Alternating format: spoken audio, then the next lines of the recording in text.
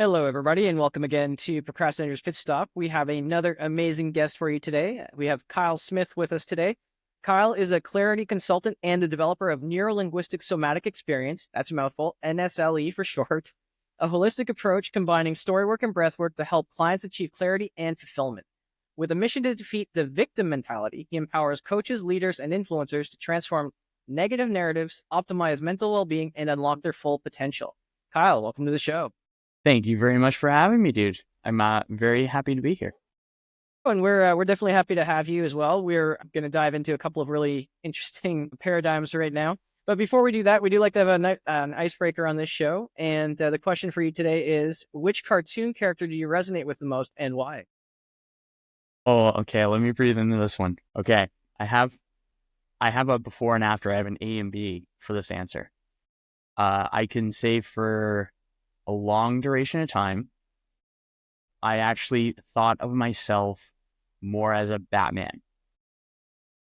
Broody and just driven by past experiences while also still being a badass. And then as I've gone through time now, had some more experiences, gained some more wisdom, I actually find myself resonating more with the first Robin, Dick Grayson, Nightwing. Yeah. And he they share the same drive, like Batman and Nightwing share the same drive to be able to do good. And they both experienced similar traumatic events. However, while Batman is driven by his pain, Nightwing is driven more so by hope and healing. And so he has his story and uses it to inspire him into seeing that possibility, seeing that hope, and being the leader. Now he's in the comics, he's now the leader of the Justice League. And Batman took a sidestep. And yeah, I think that would be my answer. It was Batman, now it's more Nightwing. I love that. The Dark Knight, Cape Crusader, very much anti-hero. And I think a lot of us kind of resonate with that sometimes. We just want to get things done and we don't care how we get them done. Anyway, before we dive into it, we do like to get a little bit of background as well. So why don't you tell us a little bit about your journey and how you got to be where you are today? Yeah, sure. Simplest way of putting it is I turned my problems into my passions. I did not like who I was at one point in time. Not much respect, not much compassion, not much love, not much trust. And so it was a tough state of being to be in. And eventually, by chance, because we can resolve things either by choice or by chance, eventually by chance, it all just crumbled around because I had a negative internal relationship with myself. My relationships with my partners at the time were not exactly the greatest, and I was certainly the common denominator. So I simply didn't want to be that anymore. I didn't like the character I was at that time. There's, of course, the aspects of myself that were good-hearted. You can still be a good person and make bad decisions. And so if I didn't reconcile with those bad decisions, I wasn't going to be able to process. I wasn't even going to be able to confront my own dragons, per se. So then I made a Facebook post. I'm sure many people have seen this, where it was a cry for help. And I was not picky. I wanted therapists, counselors, coaches, words of wisdom, anything. And that was probably one of my best performing posts. It was really well. It was awesome. And then all the information that came my way was very much well received. And so with that, what came along is I made the decision to do something different. When I made that post, I may not have thought of the impact it would have had at this time. However, I made that post, had some awesome help. And then my one buddy, Sean Curran in particular, 6 months prior to me making this post, he was aiming. He was like, "Come on, man, come do the world's toughest mutter with me. I did it last year. It was awesome." And there's tough mutters, and there's the world's toughest mutter. And I've done a series of tough mutters before, and they're fun. I like the obstacles. I like being outside, and it was good. And the world's toughest mudder is a 24-hour obstacle race where you do as many rounds as possible in 24 hours. And it was out in the Las Vegas desert, and it was epic. It was so freaking cool. However, I resisted his offer for 6 months. And then he saw that post. He sent me a message. He's like, "Hey, man, world's toughest mudder." And I was like, okay, screw it. I'm down for trying whatever to be able to get better. And that was a very, very big opportunity for me where I was able to basically force all those pent up emotions, the intense feelings, the accumulation of it over so much time. And as I was walking, I could feel myself getting lighter. And so from there, I broke down the body, metaphorically, not literally. I was totally fine. I broke down the body to build up the mind, and I was able to create space to think. And from there, then that was 9 years ago. It's just become more refined until I actually figured out a way that I combine the right tools that have helped me the most, that I recognize have a very practical use, and there's predictable outcomes, and being able to have that, to be able to practice it and also be able to combine the mind and the body to it, that is where I ended up. And then I started doing it with other people, and people dig it. Thank you for sharing that. I love that story, and it's a couple of things I do want to go over there on that. Just to rewind a little bit in the conversation when you were talking about bad decisions, I tend to have a little bit of a different mindset when it comes to bad decisions. There really isn't a bad decision. There are misinformed decisions. Because, again, at the end of the day, we all do the best that we can with the information that we have on hand. Nobody sets out. Well, okay, I can't say nobody. Most of us don't set out and say specifically, I have this information, I'm going to do the absolute worst possible thing I can with this. Nobody sets out to do that. And again, it comes back to that self-compassion thing too, do the best we can with what we have and the information that we have. And the example I give is, in, well, varying degrees, right? But how much do you currently still trust medical doctors, Kyle? Not to the degree that I used to. Well, that's a fair answer, but you know that doctors, with the information they have, do supposedly the best that they can to not do harm, right? But if we go back to the 1940s and 1950s, they had massive advertising campaigns in the U.S. and most of North America. All doctors smoke Camels, and then it was slowly, and then it was slowly 1960, like, oh, yeah, these are good for you. It's okay. Then, 1965, more or less, they said, oh, this may not be good for you, but, all nurses and doctors smoke them. And then they went into the 70s, and they said, this might be causing some cancer, to the 90s where, yeah, we're probably giving you cancer. And that's what they, and, Fair. I don't believe that they set out and said, okay, this is what we're going to do, unless you want to go down the other rabbit hole. But on a personal level, I kind of refuse to believe that one until it's proven. No, that's totally legit. But so, so we all just go out and do the best we can with the information we have. If that information's not complete, or if that information's, maybe flawed, that's one thing. But that's where I go. And, misinformed decisions, not really bad decisions. That's fair. The other point I wanted to touch on you there too, is you said something interesting, and it happens so often. And it actually happened in Batman. It's happened in a lot of the stories of superheroes and stuff, and different lines. But we often, in order to kind of break the barriers of the mind, we often do something very physical. To integrate the body, whether it be, martial arts or the rough riding, mudding or mudding, painting. Do you think that that's one of the quickest ways to kind of, bring us back into kind of the moment, and that's why it's so effective? Ooh, yes. I would say, yeah, because if you're looking at a variety of practices, like let's say breathwork, for example, or going for a run or going for a workout, doing a tough mudder, doing a world's toughest mudder, these are all going to release feel-good hormones. And something that's interesting, I read this recently, so I'll look into it more. It was just something that is interesting, is that dopamine is not the chemical released when we accomplish something. It is what we release in pursuit of. And I think that's pretty cool, because then we're involving the body. I totally think that it's not just the body or just the mind. I think it's the dance between the two. So I think if we're like, for example, how it can be negative is we can go for a run and then we feel really good for a run. We work out whatever physical activity. I'll use bicycling. I'll use biking. I don't use biking very often.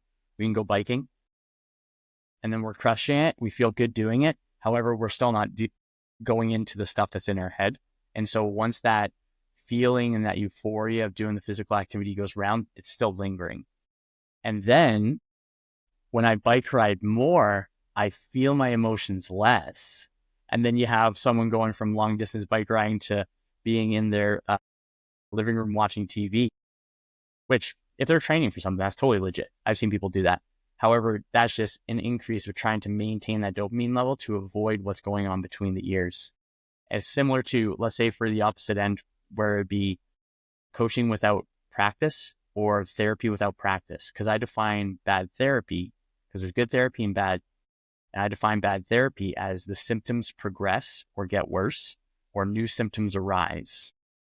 And so there's an indicator there. What that suggests to me is that because it's talking rather than getting the feels involved, there's a disconnect between feeling, as same practice. When I get to talk about what I experienced, I feel good afterwards. Give it a couple of days, give it a week, give it a month, give it a couple of years, whatever it may be, it can still come back because it hasn't been processed through in the body. So I think it is a nice balance where both of them can break through, and both of them separately can break through. Both of them together can supercharge each other. And having the two is a sweet spot.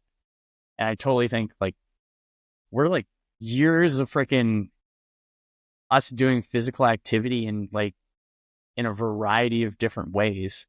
And I think that what I think when it comes to the body is that it's the only thing that we're going to be able to ride around in for this lifetime.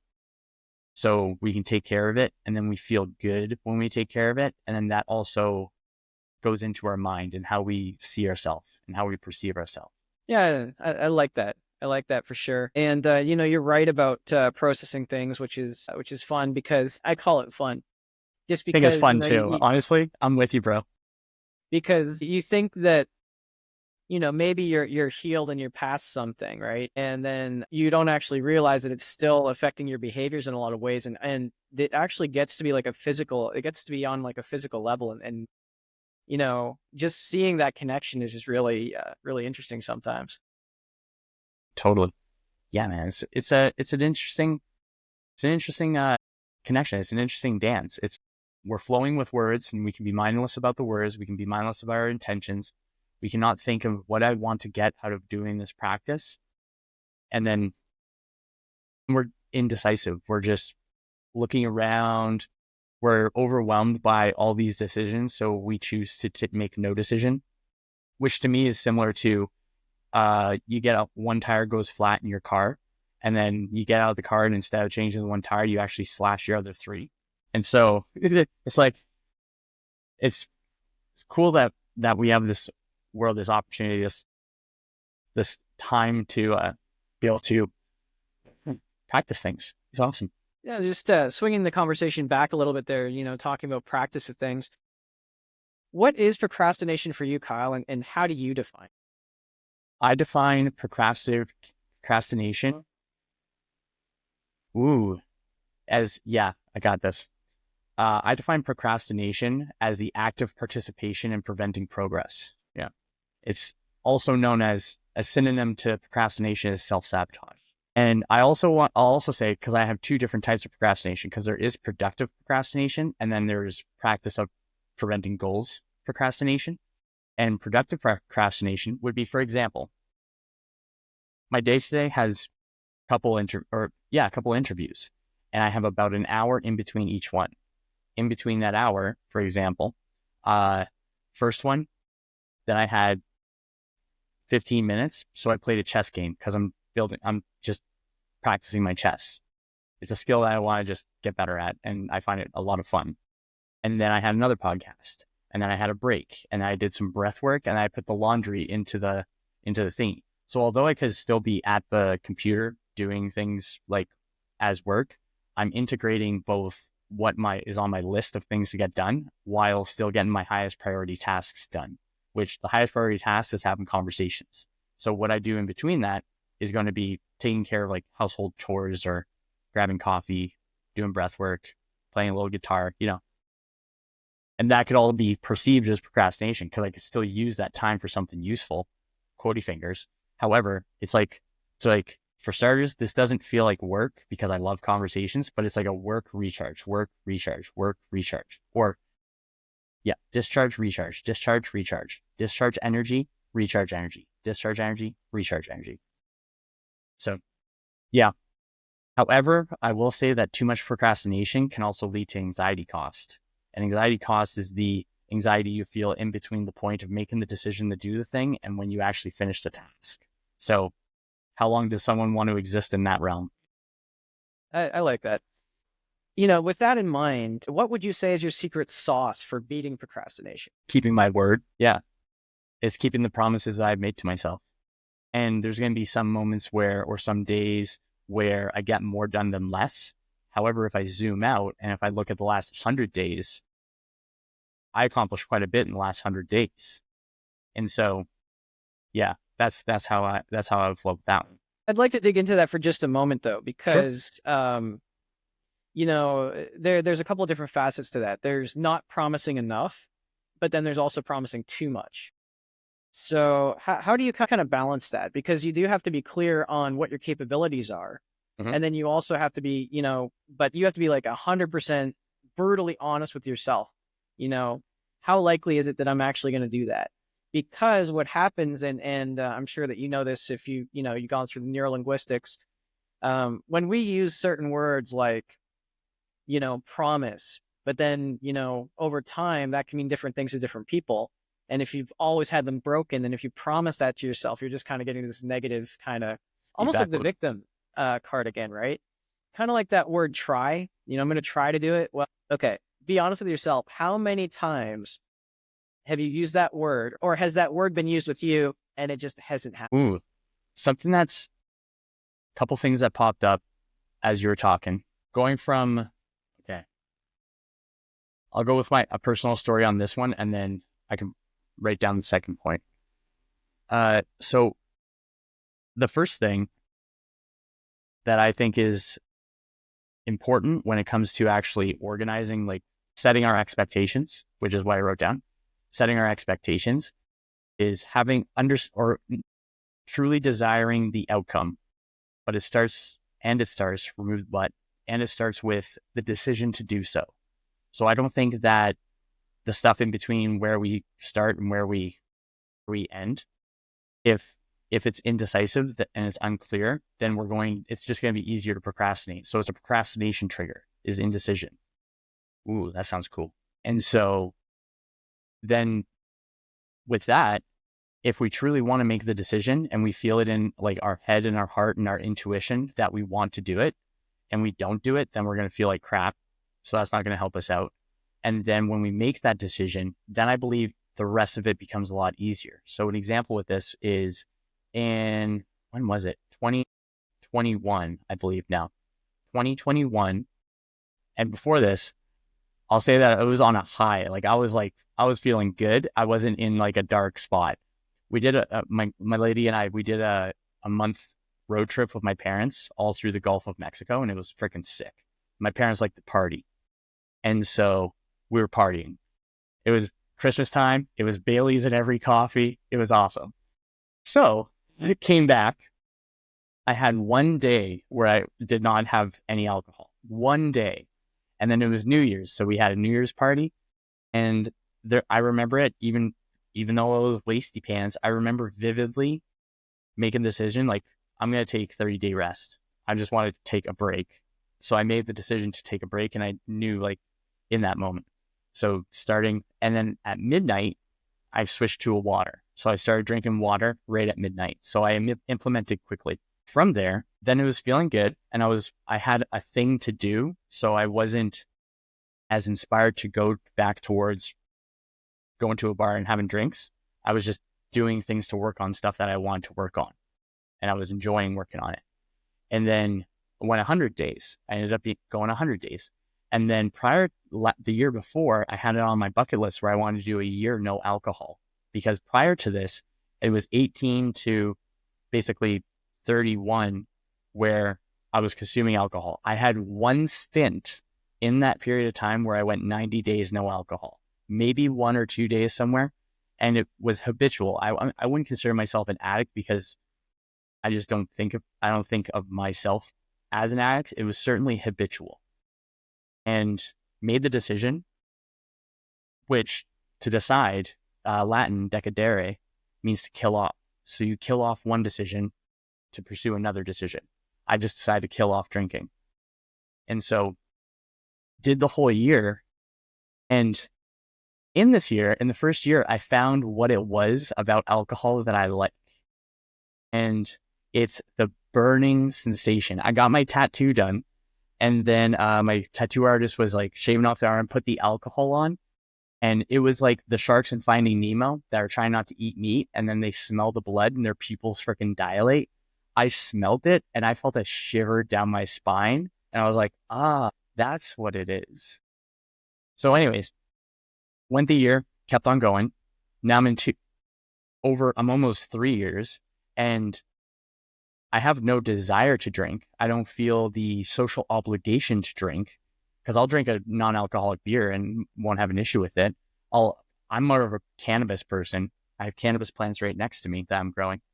I'm more of a cannabis person, so I'll put a little couple THC drops in a non-alcoholic Guinness, and I'm freaking solid. I have a wobbly pop, and I just have better mornings. And so I think the decision to do so is very, very important when it comes to wanting to make it a shift. And then when it comes to the goal, it's setting your expectation to an appropriate level. And I think that people want to do less work with more stuff. They want to do less work and get more. And I believe that there is a 1-to-1 ratio between what we want to get and the amount of effort we put in. So if people want it really quickly, you shorten the time frame to, let's say, 90 days, and then you do 90 days of focused work to get that one specific goal done, whatever that may be. Or you can take that 90 days and you can expand it to 26 weeks, which is 6 months.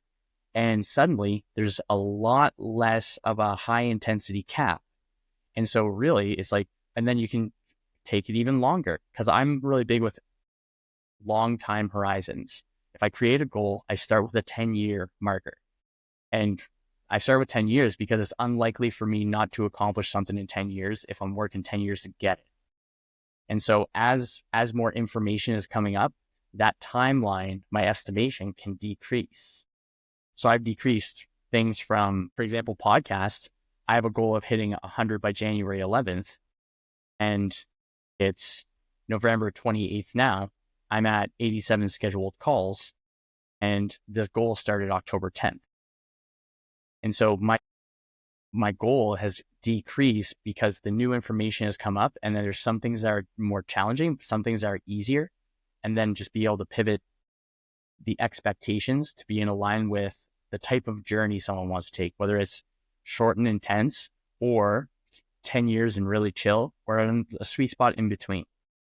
So when people have the right set of expectations, what's my target? What's my focus? What is the story? What is the frame that I'm looking at this goal through? Do I want to write about it from a past tense, present tense, future tense? So past tense would be, I've already accomplished it. Present tense is, I'm currently working on it. Future tense is, I'm going to work towards it. And so when we have a story, that creates another reference point where we can get the feels involved. And then from there, it'll open up what the plan will be, or what's the floor, because the floor is the plan. We can elevate our floor, the better our plans get. And so expectations and deciding where to go, and then working backwards, and being real, being honest, like what you said, like confronting, like, where is it that I'm awesome and where is it that I suck, in my own opinion, not in other people's opinion. Like, where can I actually improve? If I was hanging out with myself and I was talking to myself, which most of us often are, what would I be saying about myself? Because there's not just going to be the smack talk that's in our head. It's also going to be, no, you're doing awesome. And when we train, we can train both. So we can go from having that negative narrative, and then we decrease the negative narrative and increase the positive narrative, because this is our personal lore. And as we do that, then we're more action prone and inspired to take on whatever that target is. And then we're less resistant towards it. Damn. Yeah, that was a long one. Apologies. No, but it's thank you for sharing. It was a lot of good information. I like that one. If you're not quite sure, set it to 10 years, and then as you get more information, just keep moving up the timeline. And it's interesting because then it makes it seem more realistic, because like you said, that you're going to get something done within 10 years, and so that gives you like a good reference point. I wanted to sort of shift that now, since we are coming up in the holidays. A lot of people talk about New Year's resolutions, and I've only, for the last, I don't even know when I did it. We'll call it decade, might even be 2 decades. I don't even know how long it's been, but that's how long I've kept this resolution. And the resolution is to not make New Year's resolutions. And the reason is, for me personally, is that, and I want your thoughts on this. When we get into that state of euphoria, we get into that state of, it's almost like peer pressure too, right? We kind of want to one up each other at New Year's, like, oh, I'm going to go to the gym and I'm going to get ripped, and, it's going to be my year to do that, or I'm going to, get out of that. And then we just make these huge, grandiose plans. We don't have any idea how we're going to do them, I'm sorry, I'm going to go back and take a page into my own book. We don't know what ways we can actually do that. Right. And we don't know at that point that we're even really interested in that. We're just saying it for the sake of just going along with the crowd. And that's why I believe that, 98% of resolutions fail. But I'd like to hear your take on it. I think resolutions fail because people don't have a proper plan in place. I also think that if you look at it, I think it's more impressive whereas 90 days into the year, and it's like, who stuck to those goals that they made? And I think that we may have that peer pressure of living up to that. However, we also can support others in their pursuit of theirs. And it works as a reciprocation. So support one way, support other. Because I think that if you have 5 people in a friend group that want to make the goal to lose X amount of pounds within the first 100 days, let's say 20, because it's a nice round number, 20 pounds in the next 90 days, and 1 out of the 5 make it to the 90 days, in that case, like, maybe that friend did not support the other 4 very well. And maybe the other 4 supported where they were at previously really well. It was like, oh, dude, Chris, man, like, you're not coming to friggin' Friday beers as often. Yeah, I picked up pickleball. And so it's going to be the environment. And something that'll can happen is thing that's where the pressure comes from other people is it's tough to pursue what we want with people that are trying to pull us back to what they know. And so over time, as we expose ourselves to more opportunities in the pursuits of what we want to do, we're going to be able to meet new individuals that are going to have at least another common denominator other than drinking to be able to go along with that. So if you're hanging out with someone at the gym, if you go to a yoga studio and it's like, oh yeah, we actually have smoothies at the end of the day rather than beers. So it's going to be a couple of things on that one. And when it comes to, I think the word resolution is also silly to say, because a resolution is just a repetition of the previous year. Yeah, if the repetition is making the resolution and not keeping it, then yeah, that's the resolution. I prefer to go with, like, I'll translate it from resolution. What's it? New Year's resolution to a New Year's evolution. But then we're actually progressing from where we are at now to where we want to go. I like that New Year's evolution. I think that certainly fits. You said something interesting too about wants and desires and things. I always go back to, when your why is high, your cost is low. And I just think that sometimes when we're doing these evolutions, we tend to stick to kind of what society deems we should be doing Mm-hmm. instead of, kind of what we actually are interested in doing and what we feel will actually benefit us. Because, I can say I'm going to go to the gym all year long, but if I don't believe that that's going to be, if I don't believe that that's actually a priority for me, then one, I'm just not going to do it anyway. So I don't know. I think it's a mix. What you were saying is we need to maybe have those, maybe supports in place, organize that, but also we need to actually know what it is that we desire and what's going to benefit us over the next year. I totally agree with that, because then, like that as well, that expectation it's an adopted expectation. It's an adopted story. I can do this because so and so has done it, and I hate using the word should. I should do it too. And you're not living into your own authenticity in that situation. And what happens is we can try to pursue that goal that someone else has told us to accomplish, and we can build resentment towards what that practice is because of the stories and the meaning that we have associated with it. And so if we're simply adopting stories and opinions of other individuals and not sifting through them and challenging them or challenging the people that are around us, then what's going to happen is we'll just become a duplicate of the variety of stories other people have shared with us or told them that is the opinion, and we have adopted it.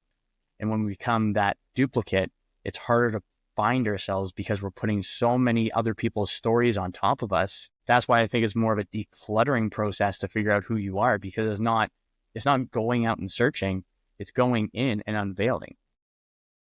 And yeah, man, it's being mindful of like the people you spend time with, because I like to say that words are the macronutrients of the mind, where similar to carbs, fats, proteins, they're the macronutrients of the body. They are the building blocks of the body. The quality of the carbs, fats, and proteins is going to influence and inspire the quality of the body.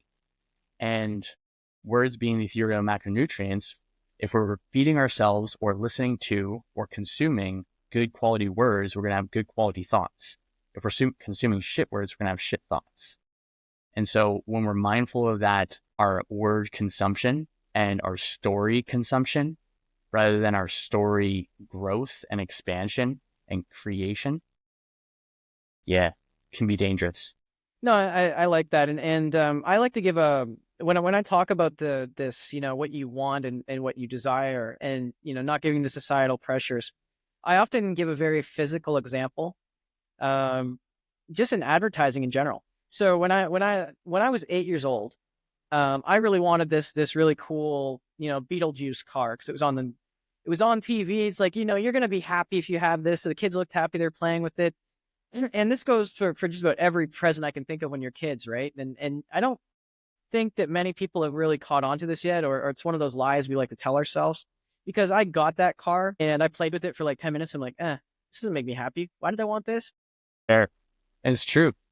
It's true. It was the anticipation, the excitement of getting it that was more joyful and fulfilling than actual receiving it. Which I actually think, Yeah. I also think that's also why people put off goals too, is because they don't know what to do when that thing is done.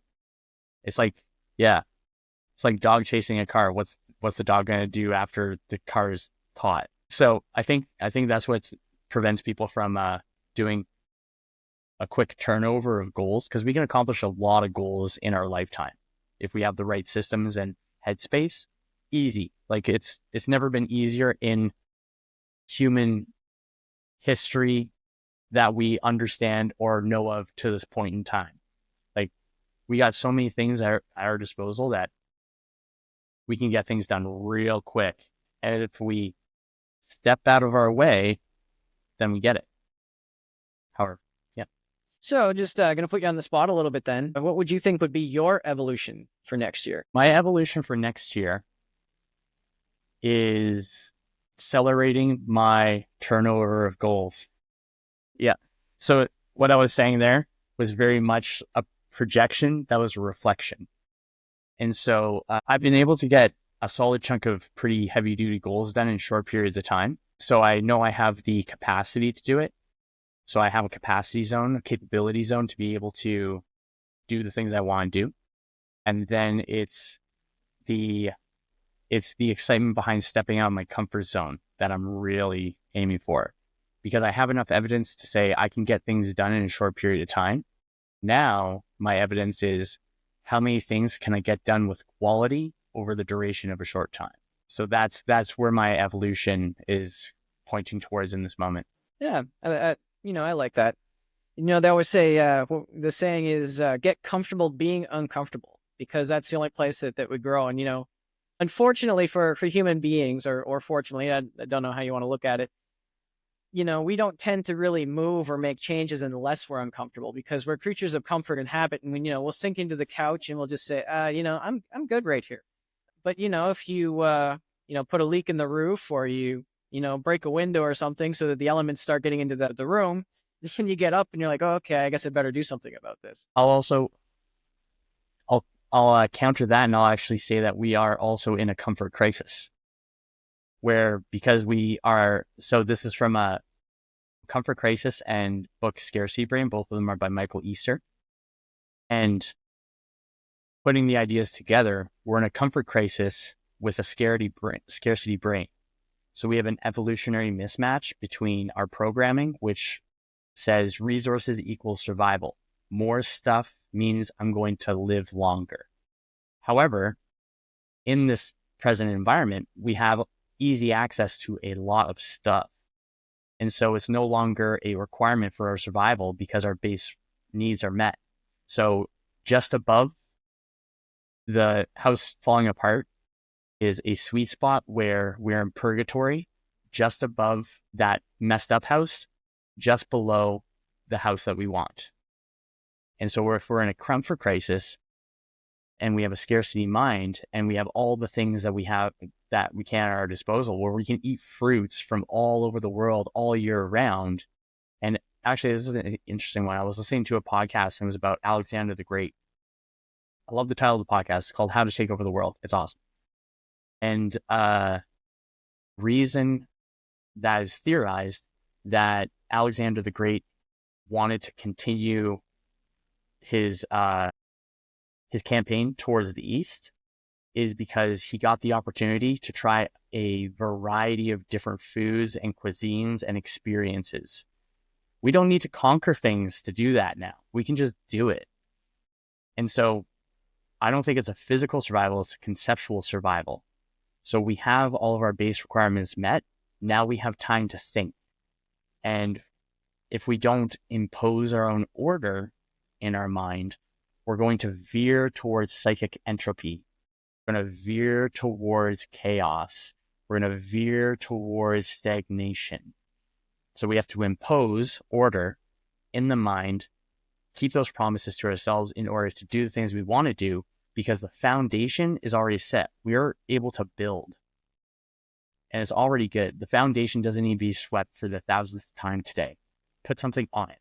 No, I like that. I think I'm going to have to go and check out that podcast, How to Conquer the World. I noticed this here now. It's been a great conversation, Kyle. We are coming up pretty close to time.